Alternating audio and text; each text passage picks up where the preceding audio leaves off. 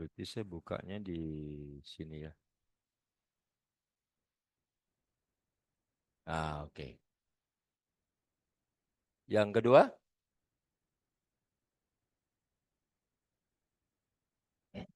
Nah, ayo silakan.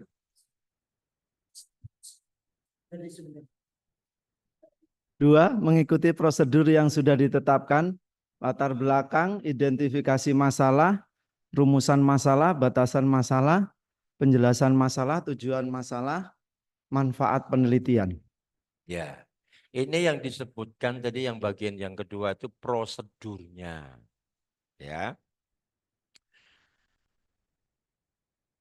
ketika Bapak Ibu Saudara itu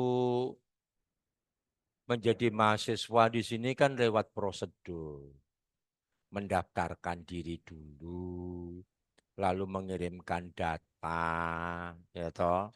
Saya kira kalau tidak bisa menunjukkan datanya, sekolah di mana, sudah S1 atau belum, ya toh.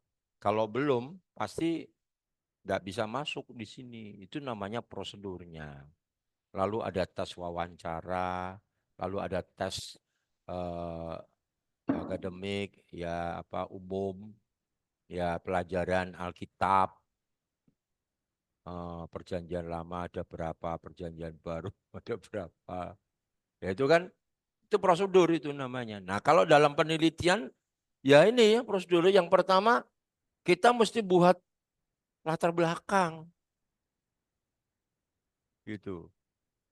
Sekalipun ada beberapa dosen yang kita nggak perlu latar belakang dulu gitu.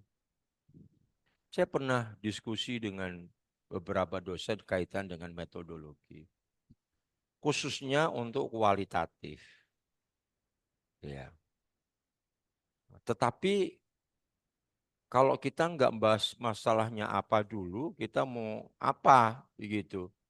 Apakah tiba-tiba kita menyusun sebuah teori, prinsip-prinsip di dalamnya, lalu baru kita membuat itu, membuat ini, apa latar belakangnya? Ya, ada sih apa?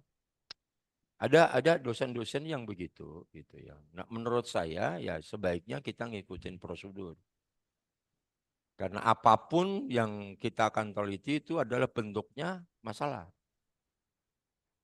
Itu adalah fenomena. Menurut kita itu sesuatu fenomena atau masalah yang akan kita teliti.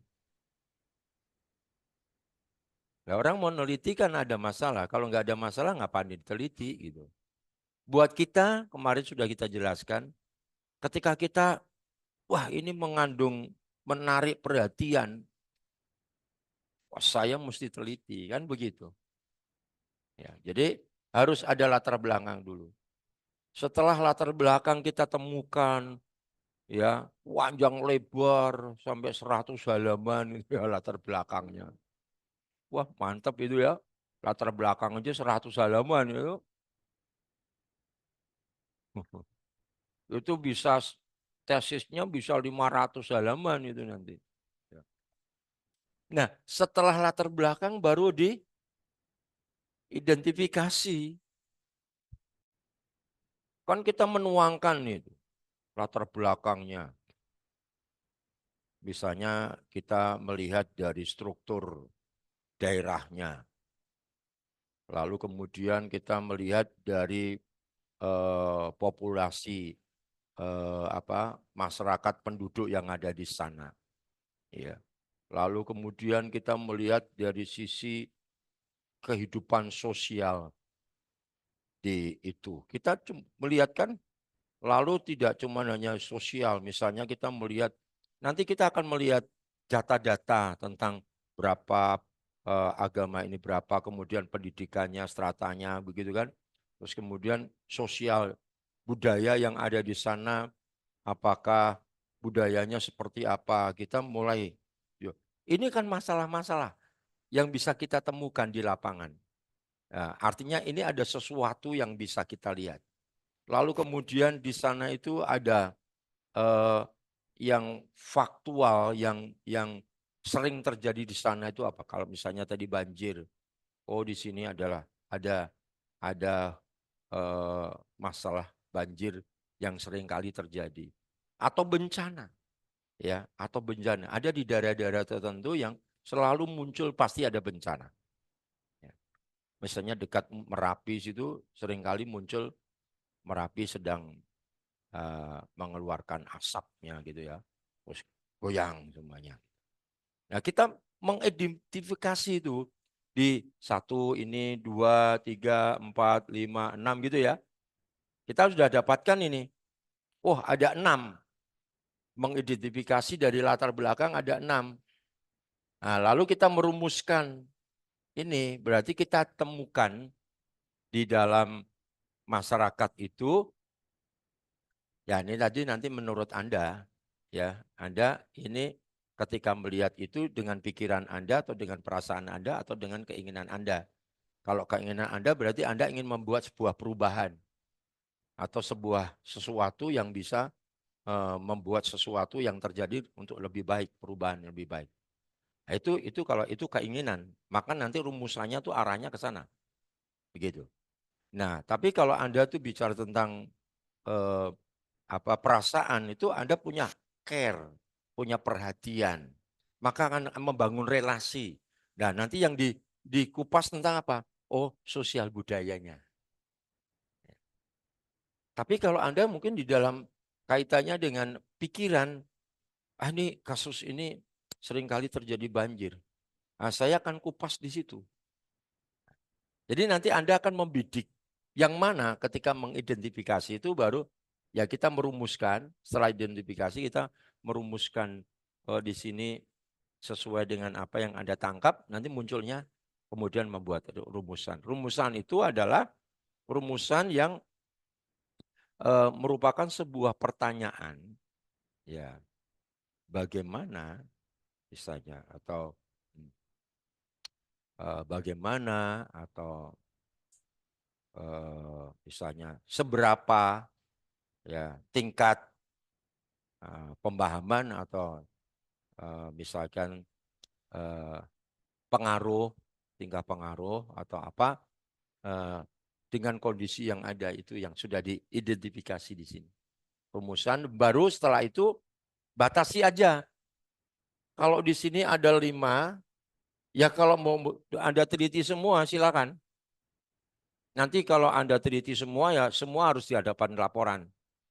Tapi kalau misalnya di sosial budayanya, walaupun diidentifikasi itu ada 5, tapi Anda ambil yang eh, apa namanya sosial budayanya, ya itu saja yang diteliti. Begitu. Ya. Ini namanya batasan. Ya, batasan masalah. Anda ingin membatasi masalahnya di masalah apa? Apakah kependudukan? Ya, nanti akan ketemu kalau kependudukan itu akan ketemu agama, ketemu strata pendidikan, akan ketemu dengan mungkin strata ekonomi gitu kan ya. Nah, itu nanti akan melihat di situ nanti yang akan diteliti yang mana. Itu. Kalau ya,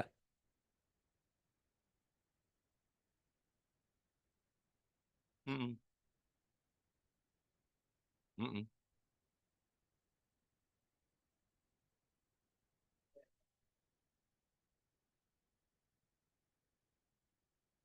Kita akan membuat latar belakang, lalu diidentifikasi. Ada 5, lalu kita ambil 1. Yang 1 itu yang akan diteliti, yang lain enggak usah.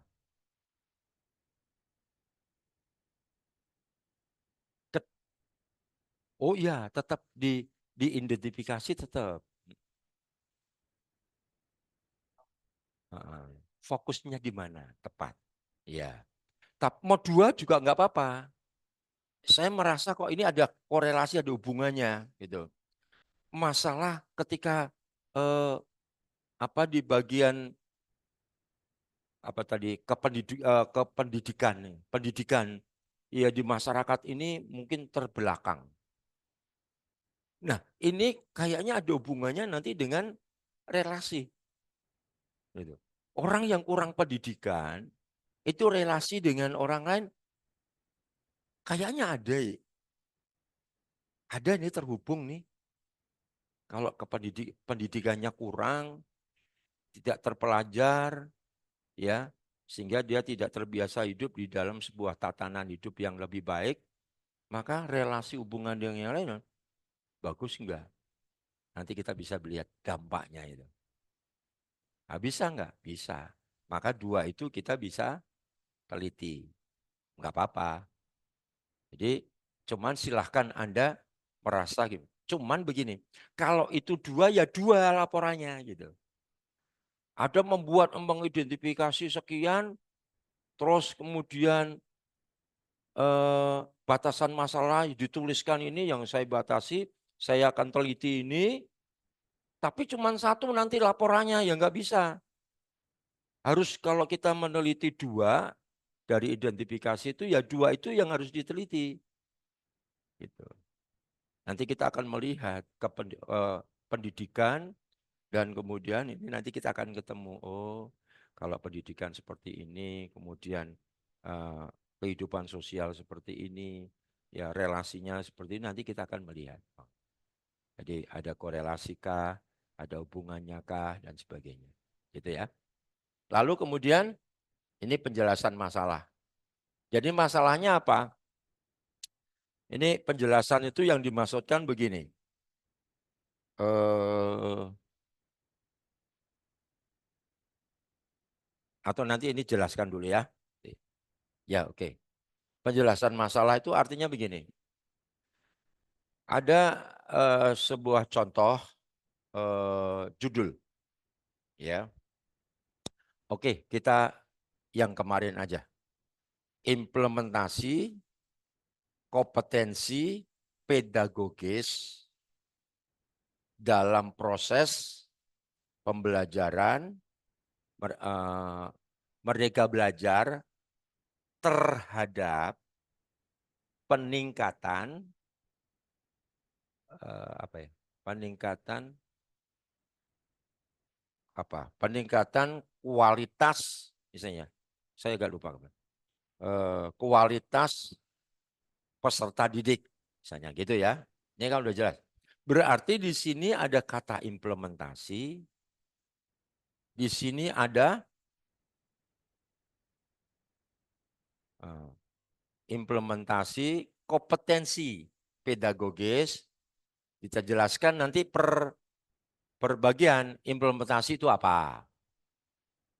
Lalu kemudian eh, kompetensi pedagogis itu apa. Maksudnya apa itu? Ya. Lalu kemudian meja belajar, meja belajar. Merdeka Belajar itu apa? Itu dijelaskan secara singkat. Ya. Lalu kemudian eh, terhadap apa itu tadi? Terhadap peningkatan mutu misalnya, peningkatan mutu siswa, ya. Nah itu peningkatan mutu, ya itu peningkatan mutu siswa. Di mana tadi? Oh di SMP sekian. Nah nanti SMP itu menjadi tempat letaknya penelitian itu dilaksanakan. Itu dijelasin singkat, ya, menjelaskan singkat penjelasan. Lalu tujuan masalah. Nah ini nanti tujuannya mau apa? Kita tadi mau meneliti sosialnya, yaitu bicara tentang relasi, atau kita akan melihat tingkat ke apa kedewasaan atau tingkat eh, strata ekonomi di sana atau seperti apa. Itu tujuannya nanti ada di antara rumusan itu, kemudian ada tujuan, baru nanti manfaatnya. Nah, kalau kita sudah buat ini manfaatnya apa? Makanya kemarin sudah dijelaskan mesti ada kegunaan. Kegunaannya apa? Kegunaannya apa? Kalau tidak berguna buat apa diteliti? Tidak usah diteliti. Itu ya. Ini meliputi. Ya, yang di Zoom ada pertanyaan atau ada, silakan yang di Zoom. Adakah?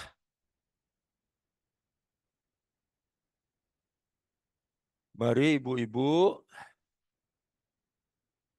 mari bapak-bapak. Saya tidak bisa melihat di sini ya. Ada 15 di sini.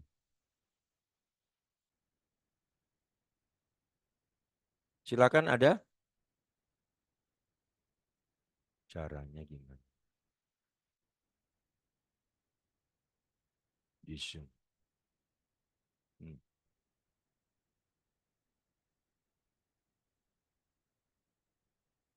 Hmm. Kok nggak keluar? Ada di ruang Zoom? Ada pertanyaan? Kalau tidak ada yang di sini sudah jelas? Jelas ya? Saya lanjut ya. Gimana di ruang Zoom ini?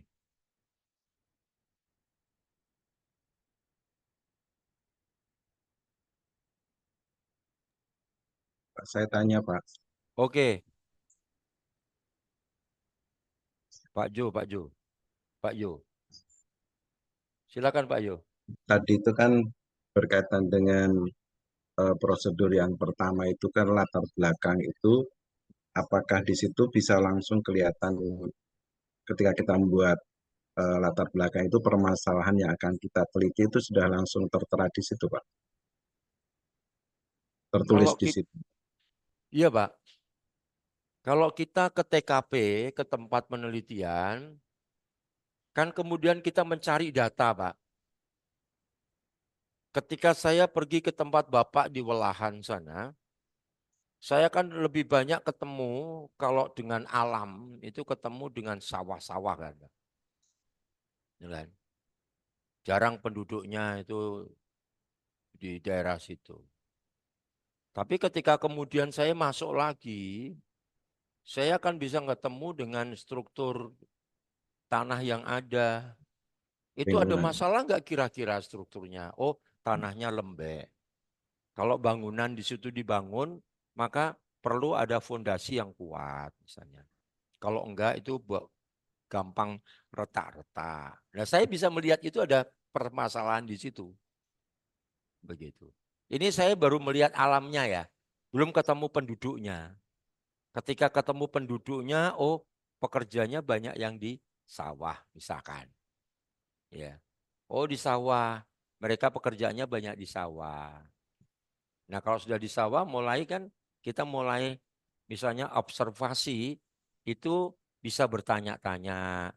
Oh di sini bagaimana Pak menghasilkan apa pertaniannya itu apa gitu kan. Kita mulai data tulis. Tulis pekerjaan 90% petani.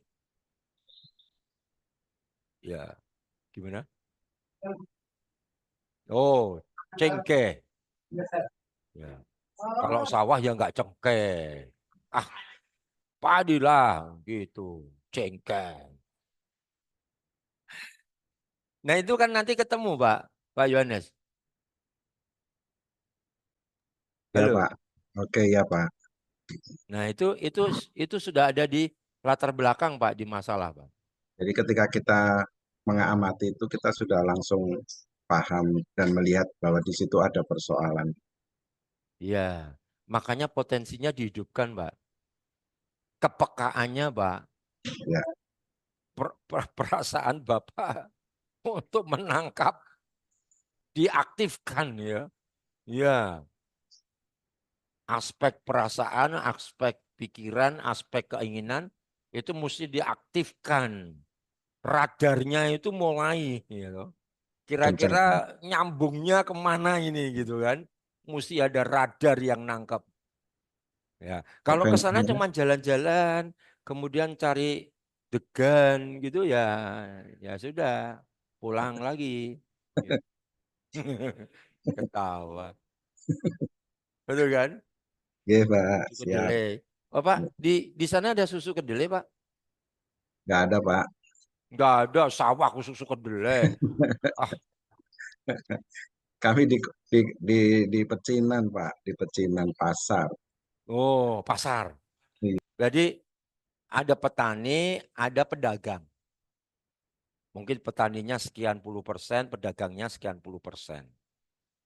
Ya, bisa. di situ bukan cuma sawah mungkin, tapi ada perkebunan juga, kebun misalkan pisang gitu kan, atau apa daun-daun eh, ketela, daun pepaya, daun singkong gitu kan.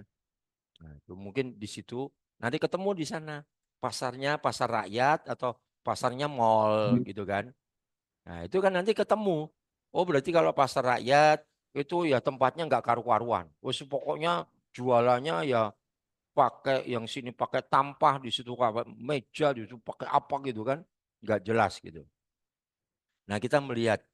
Nanti ketika kita melihat, wah, kalau pikiran kita lihat pasar, pasar seperti ini perlu ditata. Itu kalau pikiran, ya. Wah, ini berarti saya nanti membuat penelitian, ini pasar ini bisa dibuat bagus.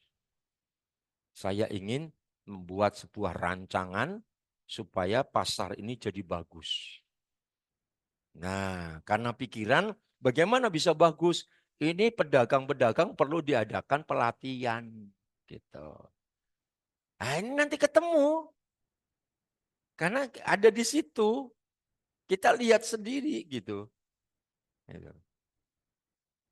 Bisa nggak? Karena itu pedagang, jadi kita bisa, oh ini berarti kita tanya tapi memang sekian banyak itu, misalnya yang jualan kan misalnya ada 50 atau 100 orang, kita tanya, Bu, sekolah lulus apa SD, SMP atau SMA? Ah, untung lulus SD aja nggak nyampe gitu kan. Nah, nanti tamat yang lainnya, oh sama, oh SD, baru lulus SD gitu. Itu aja karena Pak Guru, Bu gurunya sayang. Gitu, saya diluluskan. Waduh, ini jelas pendidikannya rendah. Jadi dari data tadi, ketemu ini, ketemu ini, ketemu ini, ketemu ini. Nah, nanti kita tinggal, orang bilang disortir gitu ya, atau diidentifikasi. Wah, saya dapat data ini. Jadi tingkat pendidikannya kurang. Ya, nanti apalagi? Ya, ekonominya rendah. Ya, nanti berdampak enggak dengan ibadah? Kalau kita, karena kita ranahnya teologis kan, jadi ranah teologi, ada enggak dampak dari ekonomi yang rendah terhadap kerajinan beribadah? Oh, gitu ya.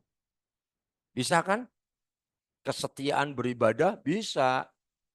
Dengan ekonomi yang rendah, ada hubungannya enggak dengan peningkatan pemahaman? Nah, coba dengan ekonomi seperti ini, jangankan mikir Tuhan, mikir makan saja susah. Nah, orang akan begitu. Tapi kalau orang itu menggunakan pikiran, Tuhan kan yang menciptakan. Mesti aku rajin ke gereja. Supaya apa? Supaya aku dididik, diajar, kemudian bisa meningkatkan. Nah, itu nanti solusinya itu nanti yang akan Anda lakukan untuk bisa menjadi berkat buat itu. Kalau melihat kondisi seperti ini, ada pelatihan, misalnya pelatihan menjahit, pelatihan apa buat ibu-ibunya yang di rumah, atau misalnya kalau di situ pedagang, kita latihan dalam hal keterampilannya, ya manajemennya. Saya pernah eh, datengin jemaat di tempat kami melayani, dia adalah seorang yang berjualan itu gorengan, ya gorengan. Maksudnya bukan wajan yang dijual, bukan, tapi gorengannya yang dijual, gitu ya. Maksudnya gitu, gorengan yang dijual, ya, supaya tidak ngantuk. Saya di berapa kali datang gitu, terus saya bilang sama ibu-ibu ini ya, Bu, kalau ibu tidak mau merubah bentuk jualan seperti ini, aku mau jualan di sebelah. Ya, saya mau, loh gimana Pak Gem? Kamu jualan, ibu jualan. Terus kasihkan di tas kresek. Jelek lah. Ayo bungkusnya dibuat, kasih nama. Burung keren. Wah, itu kan enak. Itu marketing. Saya bilang. Di sini nggak ada yang lain. Ini kan cuma gorengan. Oh, saya di sebelah jahe. Di sebelah saya jualan jahe. Saya jualan kopi. Ya toh. Saya jualan teh. Ya toh. Kopi Arabica gitu kan. Saya jualan minuman doang. Makanannya dari mana? Dari makanan ibu. Lari ke sini. Saya memotivasi jemaat seperti itu. Mau berkembang nggak? Gerobaknya seperti ini. Model kayak gini bisa menarik nggak? Bisa diperbaiki nggak? Ada dikasih kaca. Jangan goreng kemudian jalan di pinggir jalan. Ini debu-debu semua. Ayo, perlu penataan. Orang akan datang senang. Sudah tempatnya higienis, tertata, tertutup. Hanya orang bisa melihat dari kaca. Yaitu kalau eh, dibeli makanan itu bukan hanya dimasukkan di tas kreseknya itu, tapi ada dusnya. Ada yang kecil, ada yang sedang, kalau banyak yang besar gitu ya. Itu kemasannya bagus. Oh, saya kasih itu. Ya, sampai hari ini masih jualan. Ya, anaknya kelima sampai hari ini.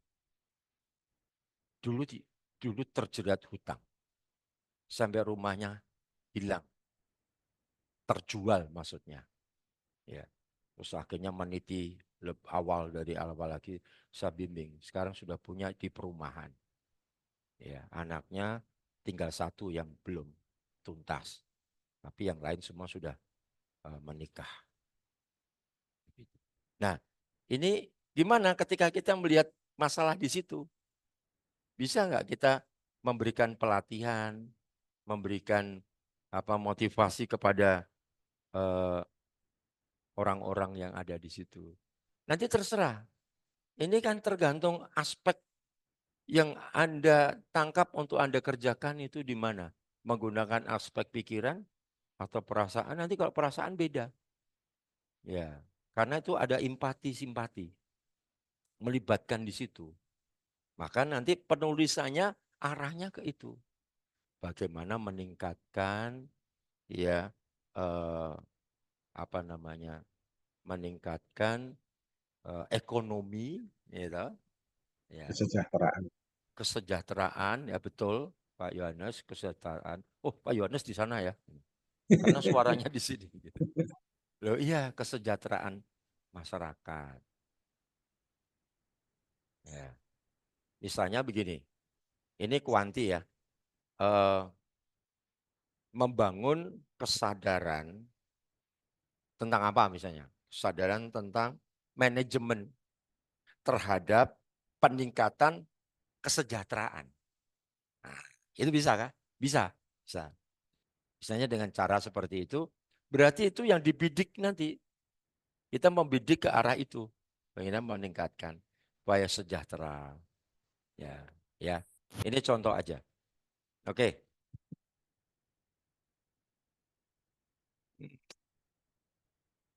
Nah, sekarang kita lihat di bagian yang ketiga, melakukan sesuai tahapan. Ya, silakan.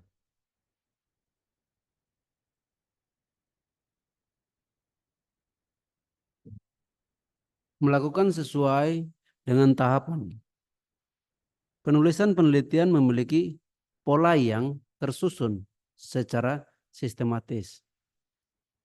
Susunan tersebut merupakan wujud dari langkah demi langkah yang harus dilewati, bukan dilompati. Setiap langkah demi langkah merupakan satu kesatuan yang tak terpisah. Setiap langkah demi langkah merupakan tindakan yang dilakukan berdasarkan data yang valid dari langkah sebelumnya. Berdasarkan data tersebut yang ada dilakukan tindakan berdasarkan tujuan dan metodologi yang ditetapkan sesuai dengan kebutuhan. Iya. Nah, melakukan sesuai dengan tahapan. Saya sudah beberapa kali kayaknya ya sampaikan kepada kita semua bahwa kita tidak bisa meneliti itu tiba-tiba di bab yang keempat dan kelima. Ya. Kita harus mengikuti prosedur, tahapan. Harus, itu keharusan. Kalau kita ingin menulis tulisan itu dengan tujuan yang jelas, itu harus melalui tahapan. Ya. Di sini saya tulis bahwa penulisan itu memiliki pola yang tersusun secara sistematis. Tersusun secara sistematis itu apa nih? Nah ini tadi. Ada latar belakang, ada identifikasi masalah, rumusan, batasan, penjelasan, tujuan, dan manfaat. Ini sudah tersusun rapi. Nah ini tahapan-tahapan. Nah tahapan ini jangan sampai dilewati. Ya, di sini. Ini tersusun secara sistematis, lalu susunan tersebut merupakan wujud dari langkah demi langkah. Kita harus latar belakang dulu. Sudah clear latar belakang, baru nanti akan melakukan tindakan yang berikutnya. Ya, apa mengidentifikasi, apa merumuskan, gitu ya. Nah, seperti itu. Jangan dilompati. Ya, jangan kayak itu yang suka nyanyi itu. Itu lompat itu. Ya, lompat-lompat gitu ya. Jangan suka lompat-lompat. Ikutin saja. Satu pintu masuk pintu yang berikutnya, masuk pintu yang berikutnya, begitu ya. Nah, ini tidak boleh dilompati. Lalu yang ketiganya adalah setiap langkah demi langkah itu merupakan satu kesatuan.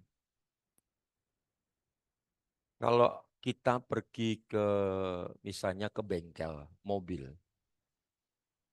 ya, saya kapan hari betulin radiator saya ganti baru. Saya perhatikan itu montir itu ya, yang memperbaiki. Dia itu mulai membuka yang mananya dulu. Oh ini buka, kemudian lanjut lagi. Saya pikir kenapa dibuka semua? Kan radiatornya di sini. Kenapa kan ini dibuka aja? Ternyata dia nggak buka ininya, tapi dia buka. Karena apa? Ini rangkaian. Ini ketutup ini ketutup ini ketutup ini. Jadi kalau ini tidak dibuka, kita nggak bisa buka yang ininya. Yang terakhir adalah radiatornya. Ya, kalau ini tidak dibuka, radiator nggak bisa kebuka. Walaupun masalahnya di radiator. Gitu. Itulah yang masukkan. Ini satu kesatuan. Ya, orang membuka. Ya, contoh saja kita membuka laptop kita, itu kan dari power dulu kan, kita klik powernya dulu. Setelah itu kita mau kemana? Nah, apakah kita mencari ke Word-nya atau kita mau cari ke arah mana? Apa yang kita akan lakukan? Dibuka, baru kemudian akan muncul semua. Nah itu yang dimaksudkan. Ya jangan sampai terpencar, tapi itu langkah yang adalah satu kesatuan yang tidak bisa dipisahkan. Iya.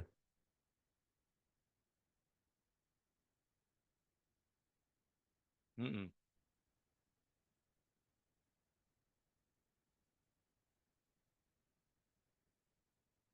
Ketika kita mau menulis karya ilmiah, apakah kita cari latar belakangnya dulu supaya ketika kita temukan masalah baru ah, menyusun judulnya atau judulnya dulu, Pak?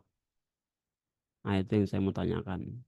Karena terkadang kita memilih judul dulu, kita mau buat latar belakangnya susah gitu. Kadang gitu, jadi Iya. tanyakan. Ya, ini pertanyaan bagus ya. Pertanyaannya intinya mau buat judul lagi apa latar belakang dulu? Gitu ya. Ya. Ya, kita sebaiknya adalah latar belakang dulu. Makanya sebelum penelitian selalu ada yang namanya observasi. Setelah kita observasi, maka ada bayangan ini bisa dibuat judul ini. Begitu. Observasi.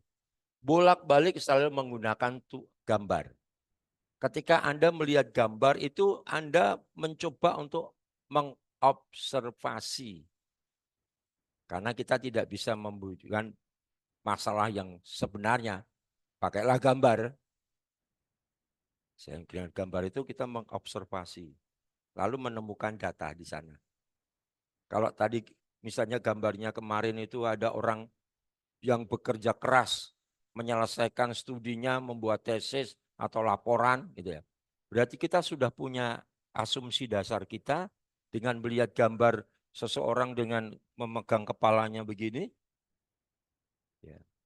Kalau kita melihat tumpukan buku-buku banyak, tidak mungkin kita kemudian berpikir bahwa oh dia sedang betulin mobilnya rusak.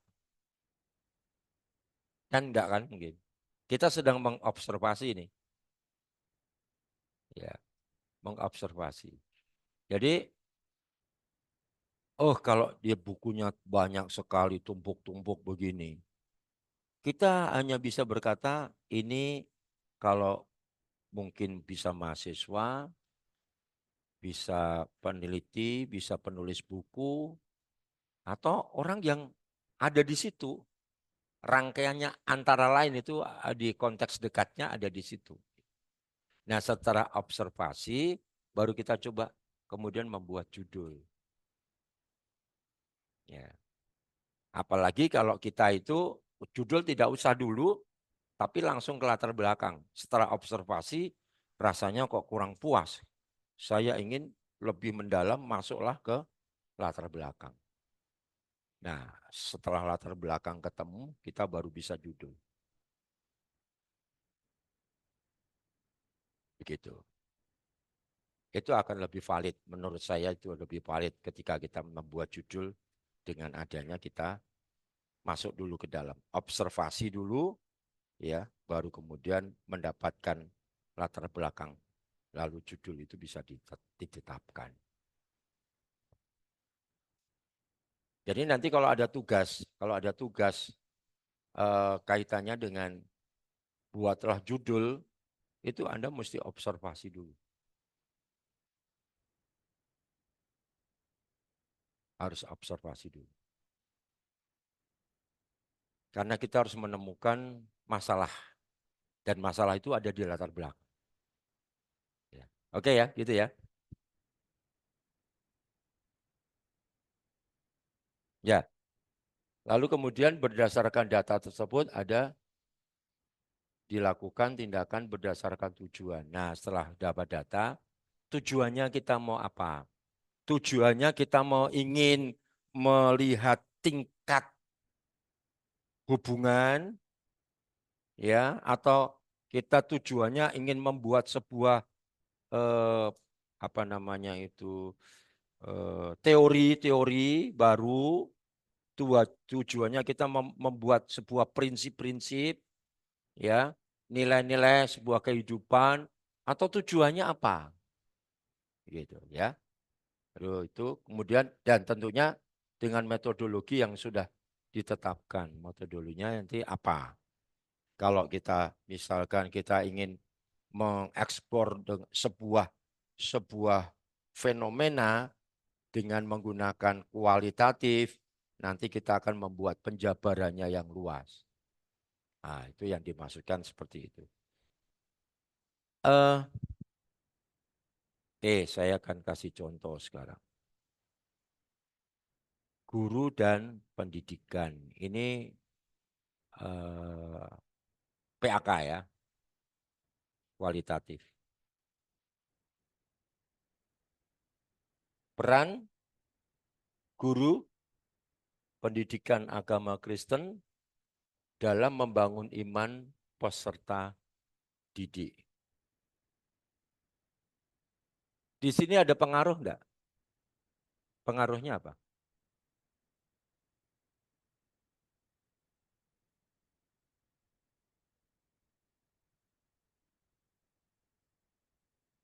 Mm-mm. Mm. Terhadap peserta didik. Berarti kualitatif atau kuantitatif? Kuantitatif. Oh, di sini ada kata pengaruh enggak?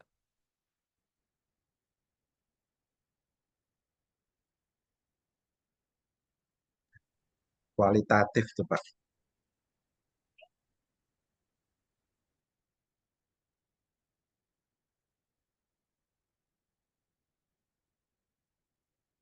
Ya, coba perhatikan baik-baik. Ya, ini kan contoh kualitatif. Peran, ketika kita membaca peran, itu bisa eh, antara kuali dan kuanti. Ya, ketika bicara peran, bilang peran, ya peran. Tapi kalau di sini kemudian tidak ada kata terhadap, maka jatuhnya kuali. Di sini disebutkan peran guru pendidikan agama Kristen dalam membangun iman. Maka dia hanya sedang mendeskripsikan peranan guru agama Kristen itu apa saja dalam membangun iman peserta didik. Begitu. Ini sebuah judul. Ya.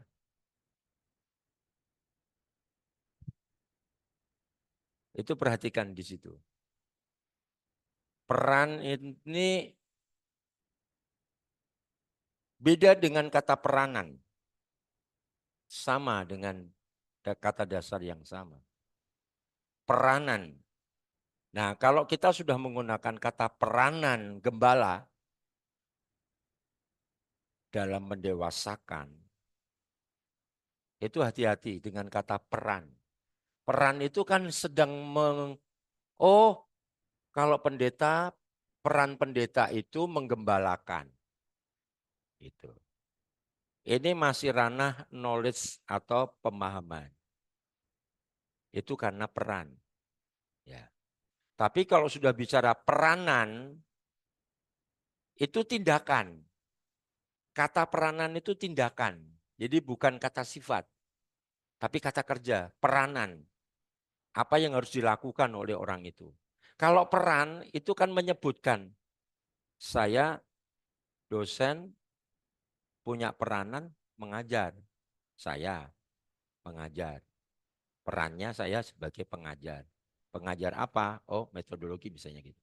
Tapi kalau peranan saya terhadap mahasiswa itu arahnya bisa mendewasakan, bisa mencerdaskan, bisa eh, apa?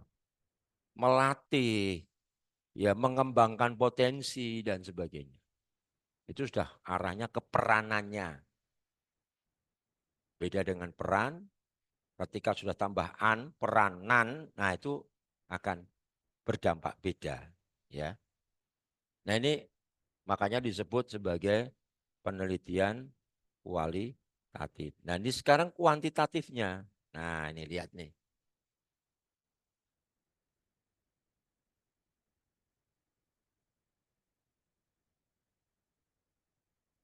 Ya, nah kita mesti jeli di situ.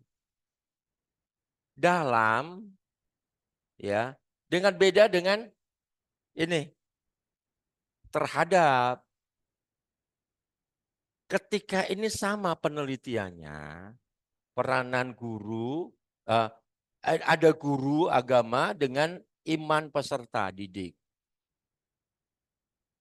Ketika di sini ada peranan guru terhadap, itu ada hubungan yang nanti akan diteliti. Sejauh mana nilainya, tingginya, rendahnya, itu ini namanya kuantitatif. Ya, itu ya. Coba diperhatikan ini. Kalau kuali itu tidak ada terhadap. Sekalipun tulisannya mungkin tidak ada terhadap, tetapi kalau bicara implementasi itu pasti karena itu penerapan.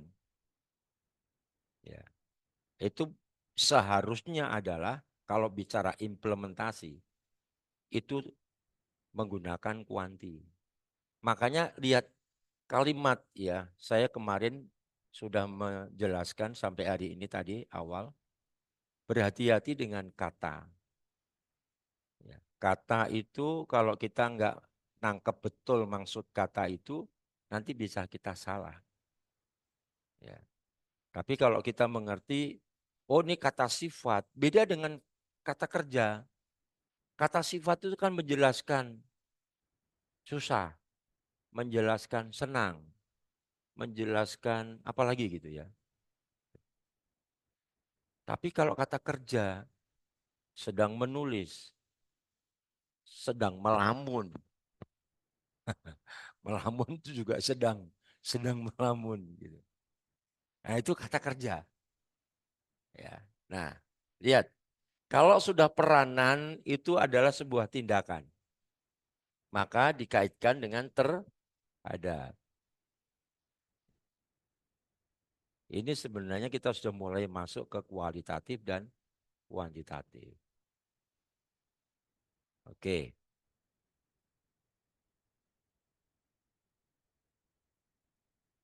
Sampai di sini tadi?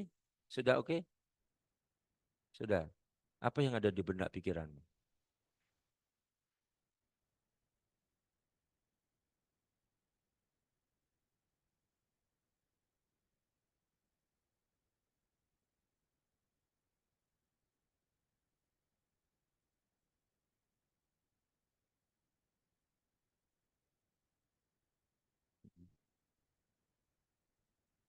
Intinya gini loh, ada pengaruh. Kuanti itu selalu mengukur pengaruh. Walaupun itu hanya korelasinya tok saja. Kita bisa menguji cuma satu saja. Ada korelasi enggak? Tapi kalau kita mau menguji juga yang lainnya, gitu, dia masih bisa. Gitu. Itu nanti akan ada eh, berarti bukan satu yang diuji, tapi bisa dua, bisa tiga. Ya. Kayak kemarin yang disertasi saya itu kan ada tiga. Dimensi apa yang membuat pemimpin itu punya kompetensi, dimensi. Ya. Kemudian latar belakangnya. Latar belakang mana? Apakah pendidikan atau pengalamannya yang membuat hamba Tuhan itu punya kompetensi. Nah, jadi kita mau melihat yang mana ini? Kalau kita mau melihat hubungannya atau kita juga melihat latar belakangnya eh, membuat orang itu punya kompetensi dalam pelayanan itu misalkan ya. Oke. Saya tahu ini berat ya pikiran Anda, eh, maaf ini apa ya, otak-otak udang ini agak susah ini, udah mulai keras ini. Saya melihat dari wajah-wajah Anda ini sudah mulai tak terurus. Sudah tak terurus wajah-wajah ini. Nampaknya perlu cuci muka, makan lobster gitu ya. Ngopi gitu kan. Jadi saya tidak melihat ke sana, saya melihat di sini saya sudah merasa. Tingkat tingkat tingkat apa menangkap itu sudah mulai redup dan kehilangan semangat gitu ya. Nah, ini saya harus pandai-pandainya membuat sesuatu agar Anda tetap bergairah. Ya. Nah, latar belakang, Izin Pak, oke, siap. boleh bertanya Pak? Oh, boleh, boleh, bayar.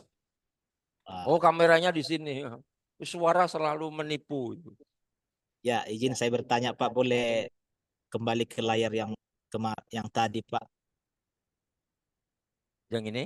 Sebelumnya Pak yang ada lagi satu lagi Pak. Ya, izin Pak. Ini kan ada prosedur yang sudah ditetapkan. Artinya saya mau bertanya berdasarkan yang pernah diajarkan dosen yang lain kepada saya dalam hal prosedur melakukan penelitian. Yang pertama latar belakang, yang kedua identifikasi masalah, rumusan masalah, batasan masalah, penjelasan masalah, dan tujuan masalah. Apakah tidak lebih efektif kalau di dalam tujuan masalah itu disebut dengan tujuan penelitian? Sebab masalah itu kan yang kita diagnosa sehingga bertujuan untuk kita lakukan penelitian. Jadi dosen yang mengajarkan saya pernah tujuan penelitiannya dibuat. Bukan tujuan masalah. Ya. Ya, ya. Begitu, Pak. Baik, terima kasih, Pak. Yang pertama jawaban saya memang saya bilang ya, memang di setiap institusi itu punya panduan sendiri ya, di berbagai institusi. Jangankan sekuler, institusi sekolah Alkitab, teologi itu bisa beda-beda. Saya kuliah di empat tempat itu beda-beda, ya, beda-beda, begitu. Kenapa? Bisa jadi itu produk yang lama yang pernah dibuat dan itu kemudian atau yang pernah diikuti. Ketika dia menjadi dosen, maka dia menggunakan itu. Atau kemudian dia ditempatkan sebagai LPPM ya, ketua LPPM yang menyusun tentang prosedur atau panduan buku penelitian, atau mungkin di sekolah yang beda-beda memang beda-beda ya, atau mungkin ada yang ketua 4, ada juga yang LPPM itu masing-masing, ada yang tidak LPPM, L3P, LP3, LP3, ada yang macam-macam. Jadi itu yang pertama jawaban saya. Yang kedua, kalau tadi identifikasi masalah apa tidak tepat dengan tujuan penelitian. Kalau yang ini saya jawab, Pak, identifikasi tetap identifikasi masalah. Cuman kalau Bapak tadi mengatakan tujuan penelitian itu bisa, Pak. Jadi tujuan di sini adalah tujuan penelitian. Betul. Iya, Pak. Bisa, Pak. Itu benar. Saya benarkan kalimat Bapak, tujuan penelitian. Bisa. Benar, itu benar. Ya. Saya kira ini tulisannya juga saya rubah harusnya. Tujuan penelitian. Yang benar Bapak daripada saya. Ya, betul, betul. Jadi ini tujuan penelitian. Tapi kalau kemudian tujuan itu diganti dengan identifikasi, saya tidak setuju. Ya, identifikasi masalah tetap identifikasi masalah. Tujuannya penelitian. Nah, ini yang saya. Jadi tujuan masalahnya diganti penelitian. Jadi saya minta maaf. Saya yang salah nulis, ya. Bapak yang benar. Pak siapa ya? Izin ya, Pak. Pak Tony. Ya, oke. Ya, Siap, silakan. siap. Silakan. Terima kasih, Pak. Oh, sudah, Pak. Waduh, terima Sudah, Pak, kasih, sudah. Pak. Terima kasih buat koreksinya ya, Pak. Mantap, luar biasa. Ya. Haleluya. Haleluya. Haleluya. Gitu ya, Pak. Tujuan penelitian, benar. Tapi kalau identifikasi, tetap identifikasi merupakan bagian yang harus dilakukan. Gitu ya. Oke, terima kasih Pak Tony sudah apa namanya, mengoreksi, ya. Saya yang salah, betul. Pak, Ya. bertanya mengenai yang masih yang tadi, yang lanjutan yang ditanya sama Pak siapa tadi itu tentang tujuan masalah, Pak. Bukan, salah. Tujuan penelitian. Oh. Ya, tujuan penelitian. Jadi bukan Enggak, itu tujuan. yang di bawah Sorry, salah. terakhir itu, Pak. Manfaat penelitian. Ya, ini sudah benar. Kalau manfaat penelitian, ya. Tapi tujuannya saya tulis salah. Harusnya tujuan penelitian. Saya yang salah. Saya yang salah. Ya, saya harus mengakui saya yang salah di sini. Harusnya tujuan penelitian. Ya, saya nulis ya salah. Nah ini makanya saya dikoreksi. Terima kasih. Ya, kesempurnaannya milik Allah. Haleluya. Sekali lagi Pak Tony, terima kasih. Terima kasih Pak. Luar biasa. Ya. Nah, ketika kita membahas mengenai latar belakang, nanti ketika observasi di lapangan, observasi itu bisa lewat literatur, kepustakaan. Ya, kepustakaan. Misalnya begini, saya ingin meneliti budaya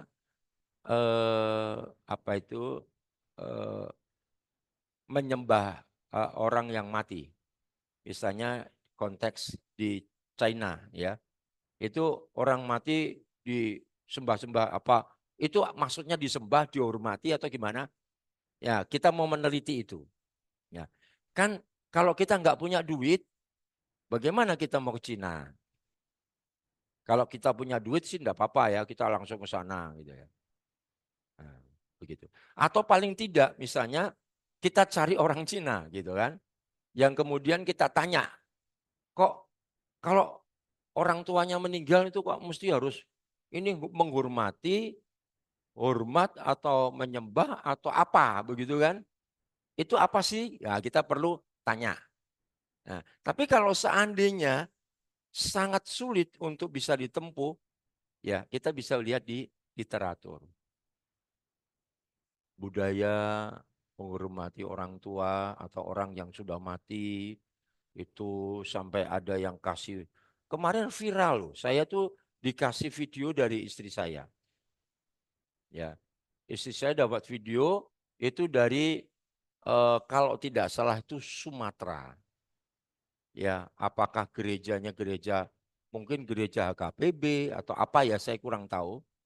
Tapi itu pendetanya itu sedang khotbah, pendetanya sedang khotbah di depan peti jenazah. Ada keluarga mengelilingi. Ya. Ya, lalu kemudian ada yang kasih baju, kasih dompet di situ, kasih apa dimasuk-masukkan. Pak Pendeta dengan dasar teologisnya ini enggak benar, kan gitu. Enggak perlu kayak gini, itu enggak benar. Orang sudah mati, udah lebih parah lagi Alkitab itu dikasihkan orang mati gitu kan. Kan begitu ya. Alkitab dibeli mahal-mahal, dikasihkan orang mati. Wah, taruh di kuburan gitu. Nah, di dunia saja nggak pernah baca, selama masih hidup nggak baca, mati gimana bisa baca gitu kan. Nah, itu apa lagi? Nah, gitu. Ah.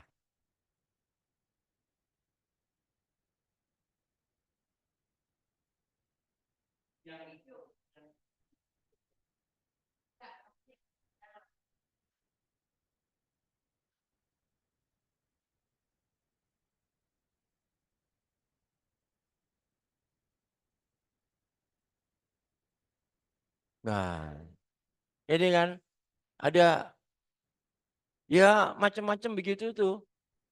Nah, kalau seandainya kita tidak menemukan fakta-fakta real, kita bisa lihat dari literatur. Ya. Semoga itu didapat.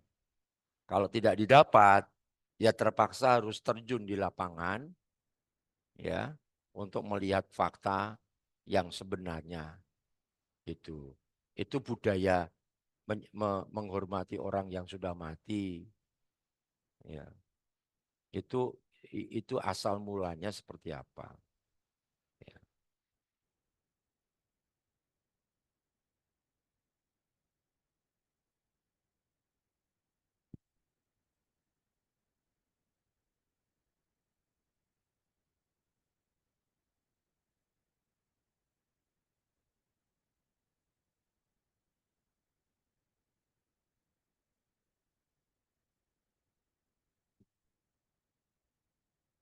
Kualitatif kan pakai itu wawancara ya.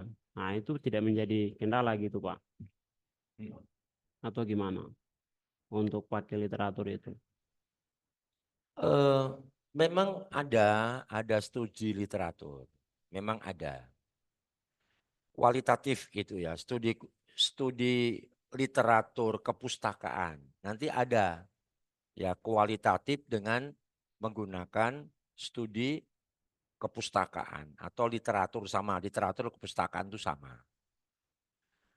Nah, gimana kita itu bisa membuat penelitian yang itu berbobot bagus gitu ya. Nah, kalau kita ingin membuat penelitian itu sangat bagus dan valid, itu lebih baik kita mereview. Jadi dari tulisan orang, beberapa orang misalnya si penulis A berkata begini, B berkata dengan hal yang sama, dengan masalah yang sama. C ini, D ini kemudian kita komparasi. Nah, kita akan melihat kalau ini seperti ini seperti ini, seperti ini. Kenapa? Nanti kita membuat kesimpulan sendiri berdasarkan mereview itu. Kalau kita hanya sekedar studi literatur atau kepustakaan, itu ya bisa, ya sah juga karena ada teorinya. Begitu. Tetapi itu hanya sifatnya kita itu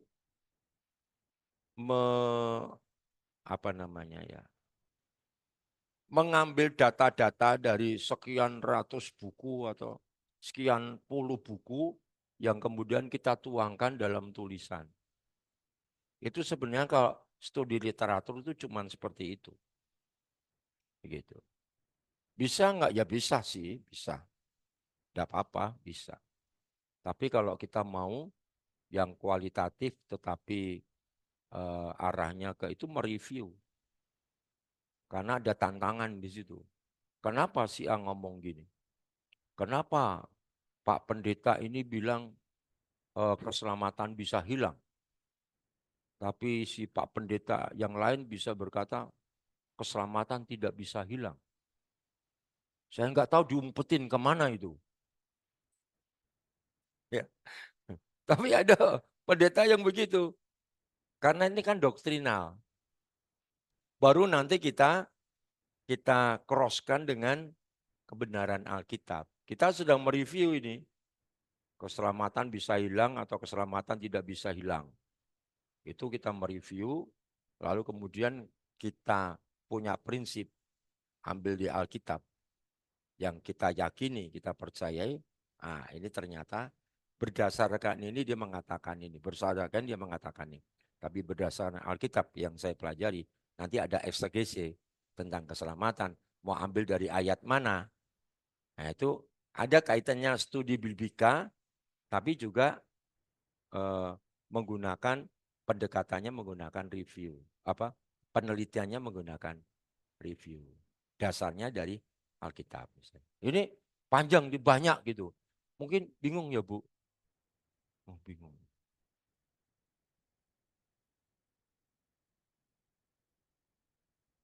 Bisa. Kualitatif maupun kuanti juga bisa ya? Atau lebih banyak ke ya? Kualitatif, bukan kuanti. Kuantinya enggak ya? Ya. Studi kepustakaan tuh lebih banyak kuanti. Maaf. Kualitatif maksudnya, kualitatif. Ya, itu deskripsi, tulisan. Ya, itu tulisan. Ya. bukan kuanti. Kuanti itu angka. Ya. Nah, ketika kita membuat latar belakang, nah di sini bisa membuat narasi itu bisa dibuat dalam dua bentuk. Ya. Bentuk yang pertama itu sejajar. Latar belakang itu sejajar bentuknya. Kenapa dibilang sejajar? Misalnya kita membahas tentang pendeta, ya. Kita bisa membahas yang pertama adalah jabatan pendeta. Lalu kita bisa membahas tentang kompetensi pendetanya. Kita bisa membahas tentang pengajaran pendetanya. Kita bisa lihat kepribadian syarat-syarat sebagai seorang pendeta. Ini kan semua pendeta, tapi beda-beda. Poin pertama bisa kompetensi, poin kedua bisa bicara tentang kepribadian pendeta, kemudian bisa tentang jabatan pendeta. Nah ini masing-masing dikupas. Itu namanya yang saya bilang itu adalah sejajar.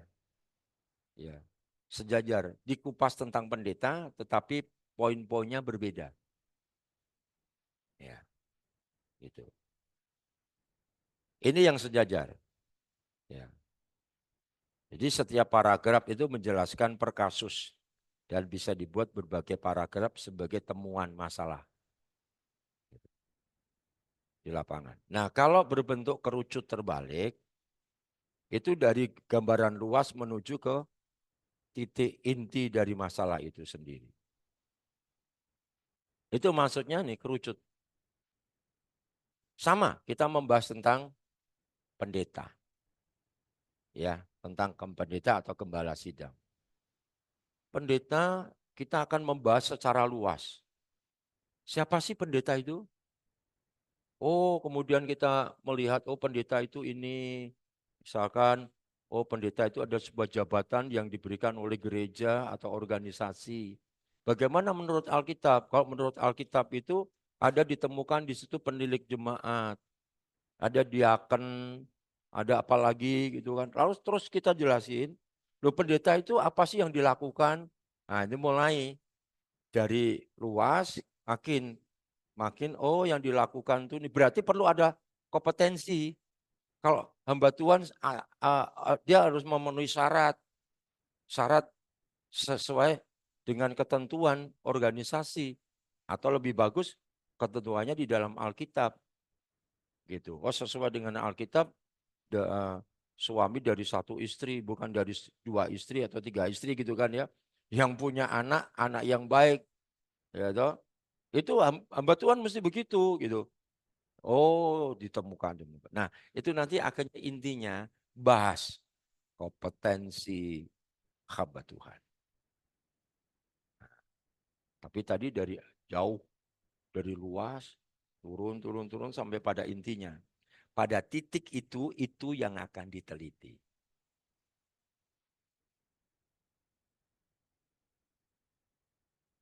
Ya, oh, ya, ya. Jawabannya di sini ada makro, ada mikro.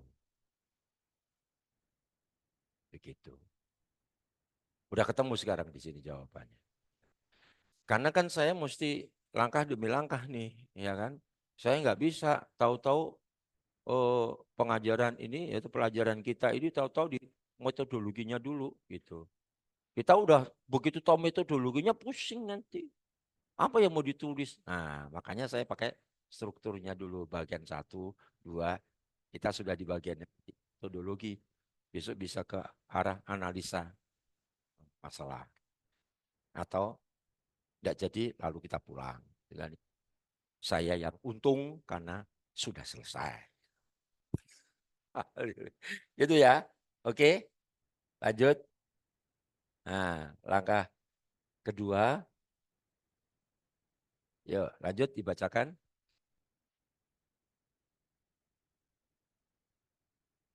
Mic-nya diambil.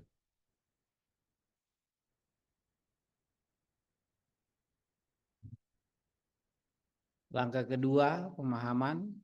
Pertama, penelitian bukan khayalan atau angan-angan, bahkan bukan suatu harapan sekalipun, tetapi suatu realita atau kenyataan. Kedua, penelitian adalah pengungkapan suatu hal yang dipandang perlu dan penting untuk disingkapkan. Tiga, meneliti adalah tindakan pengamatan pada suatu objek yang dianggap ada masalah dan mengundang keingintahuan dan menghasilkan suatu penemuan yang berharga dan bermanfaat. Iya. Yang harus ada di dalam pemikiran kita, pikiran kita, pemahaman kita, penelitian itu bukan khayalan, bukan mimpi. Itu maksud saya. Jangan kau bermimpi-mimpi terus. Bangun. Ayo yang mulai tidur bangun.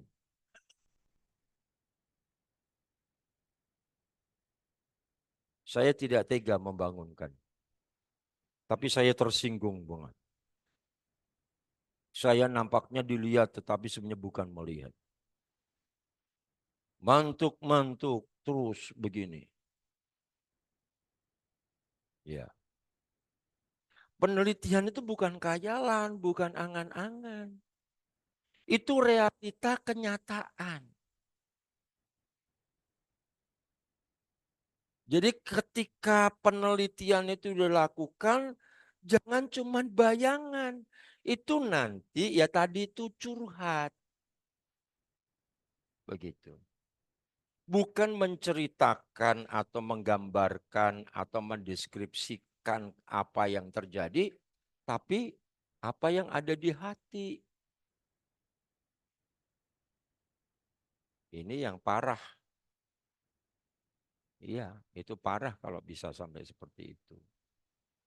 Saya kira itu mahasiswa perlu ditemukan saya kali ya, supaya bertobat dari kepahitannya. Dari kepahitannya sama pendeta. Atau ketemu sama Pak Julian, biar kelepasan.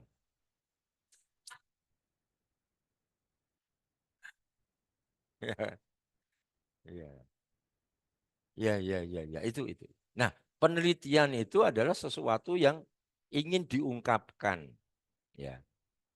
Dan itu sangat dipandang perlu dan penting.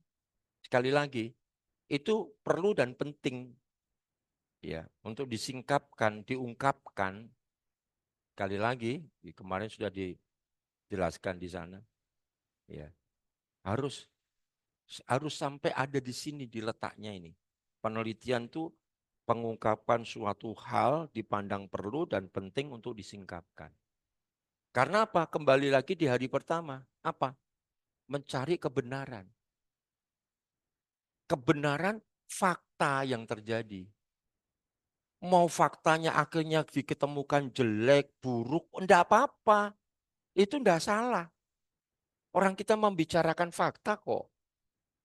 Kebenaran yang terjadi dalam penelitian itu enggak apa-apa. Gitu. Apa berarti nilainya jelek? Enggak. Proses yang dibuat itulah yang punya nilai. Ya, hasil itu ya itu kan bukan kita yang buat, hasilnya itu kan karena kita melihat kenyataan itu hasilnya seperti itu. Gitu. Jadi bukan kita yang mereka-reka membuat, wah gini kok anu ya, jadinya kok, aduh, ya ini terbukti tidak terbukti. Waduh kalau tidak terbukti berarti saya salah dong. Aduh nanti gimana ya nilainya ya. Oh saya buat terbukti aja angkanya dirubah. Ya kita malah salah. Jadi terbukti tidak terbukti itu tidak ada masalah. Justru yang masalah kalau kita tidak mengikuti langkah demi langkah. Tidak mengikuti prosedurnya, tidak mengikuti aturan mainnya. Itu yang salah. Tindakan peneliti itu tindakan pengamatan pada suatu objek yang dianggap masalah, mengundang keinginan, menghasilkan suatu penemuan. Nah ini, jadi penelitian itu harus sampai menemukan sesuatu yang berharga dan bermanfaat. Jadi berpikirlah, memilikilah pemahaman ini. Jangan sampai nanti membuat penelitian, membuat karya ilmiah, tesis, itu cuman hanya sekedar membuat, tapi tidak bisa dipakai menjadi berkat buat orang lain. Buatlah itu sampai menjadi berkat. Ya. Nah, ini penting ya, supaya bermanfaat bagi orang lain penelitian kita. Nah, sekarang kita lihat contoh.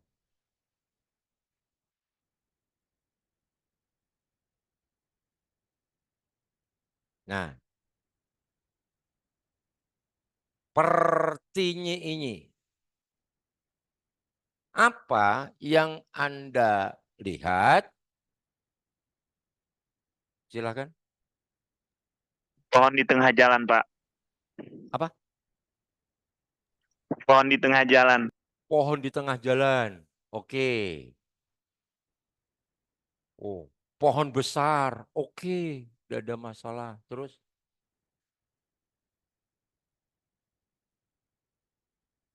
Jalan raya. Jalannya. Tidak apa-apa. Pertanyaannya apa Anda lihat toh? Ya jawablah apa yang Anda lihat. Jangan yang temanmu lihat. Beda. Gitu. Apa yang Anda lihat? Yang lain? Orang melihat di atas pohon. Apa tadi? Oh, orang melihat di atas pohon, salah. Orang melihat pohon itu yang benar. Orang dia tidak melihat di atas pohon. Nah, itu melihatnya ke atas itu. Melihat ke atas, betul. Oh ya, di sana. Ah, aduh, betul ini ya. Mungkin lihat Wah, ada sarang burung. sarang burung. Orang melihat ke atas pohon. Itu kalimatnya yang benar. Tapi kalau tadi saya dengar orang melihat di atas pohon. Anu, ya. Ya itu kayaknya sederhana sekali kan. Nah, saudara. Tapi bisa salah fatal kan. Kecuali kalau memang ada orang di atas pohon. Saya tidak tahu nih. Pohon angker itu, Pak. Ya.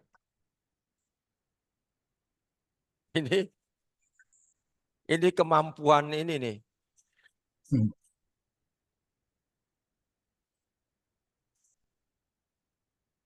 Pak Adnan yang bisa melihat ya. Yang bisa melihat yang tidak bisa dilihat oleh orang lain. Ini indera keenam kali ya. Atau mungkin indigo, Pak. Ya, indigo ya. Indigo. IndiHome, Pak. Oh, IndiHome. Kalau itu tiap bulan harus bayar, Pak. Benar ya, apa yang Anda lihat tadi sebutkan. Lanjut. Apa yang menarik perhatian Anda? Pohonnya di tengah jalan, Pak. Unik dari yang lain. Unik dari yang lain ya. Kalau orang berjalan itu biasa ya, Pak? Ya, Pak? Biasa, Pak. Iya. Tapi kalau ada pohon di pinggir jalan, apa di tengah jalan itu yang unik ya, Pak? Betul, Pak. Iya. Pak siapa ya, Pak? Pak Jen. Pak Jen. Ya, Pak Jen. 100. Nanti dulu lah. Sekarang kalau ada Anda ini, apa yang menarik perhatian Anda? Menarik jalannya. Tolong disebutkan kenapa jalan itu menarik perhatian.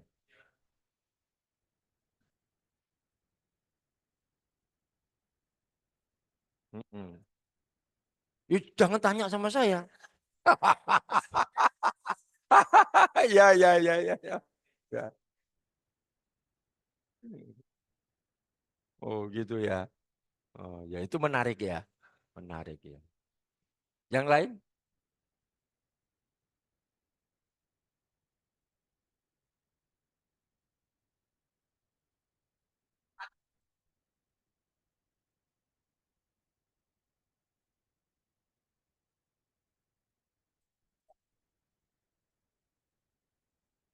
Yang mana sekali lagi?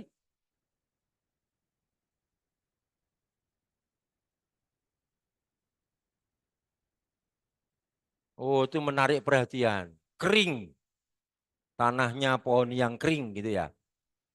Oke. Ya tanahnya murah.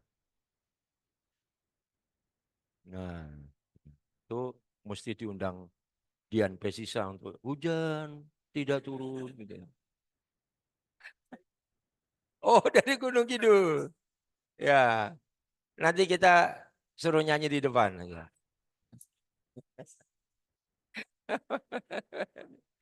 Ya oke. Yang di room chat, dia di room apa Zoom, apa yang menarik perhatian Anda? Yang lain ibu-ibu kok nggak muncul? Saya Yang menarik gambar ini menimbulkan pertanyaan. Oh, yang menarik itu menimbulkan pertanyaan. Pertanyaan apa ya Pak? Ya, ya sini. Pertanyaan apa Pak? Pasti ada sesuatu di balik gambar yang ditampakkan di sini karena dengan pohon yang ada di tengah jalan, kemudian kenapa nggak ditebang, kenapa harus dibelokkan jalannya, lalu orang itu juga melihat ke atas, mungkin pohonnya aneh, mungkin seperti itu Pak. Ya, ya. Kalau tadi ada penambahan penjelasan, ya sudah. Saya tidak akan, saya tidak akan kejar lagi gitu kan. Saya tadi udah mau siap mau kejar lagi itu tadi ya. Ya, tapi karena terus tadi penjelasannya mungkin ketakutan kebanjiran lagi jadi saya banjir pertanyaan gitu ya. Ya, oke oke. Baik, baik. Ada yang lain itu? Ibu ada suara ibu? Saya tuh kepingin lihat yang di sini tuh zoomnya kok nggak mau kelihatan.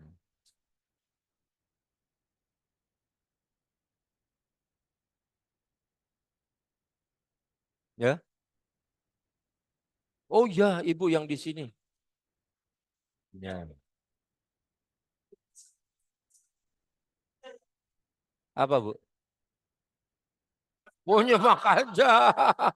Nanti nilainya nyimak saja. Iya. Kalau nggak salah ke janjinya itu jam 12 ya. Baru istirahat ya. Atau setengah 12 tapi masuknya nanti jam setengah 2. 12. Cuman masuknya setengah 2 ya. Berarti ini stop dulu ya. Kita simpan. Iya. Oh ya Bu Lisa. Oke, kita tunggu. Kalau belum kasih masukan, kita belum selesai.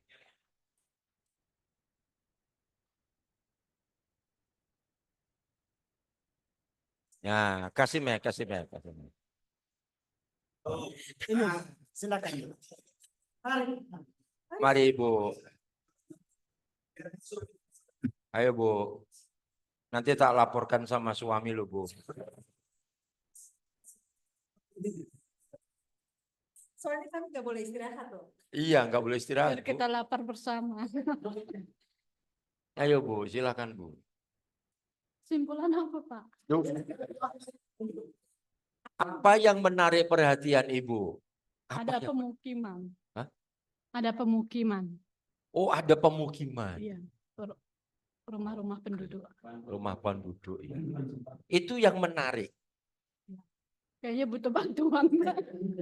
Oh, oke. Karena mungkin melihat ini pemukimannya kok ya perlu ya. Oke. Oh, baik. Oke. Karena sudah dijawab, silakan istirahat.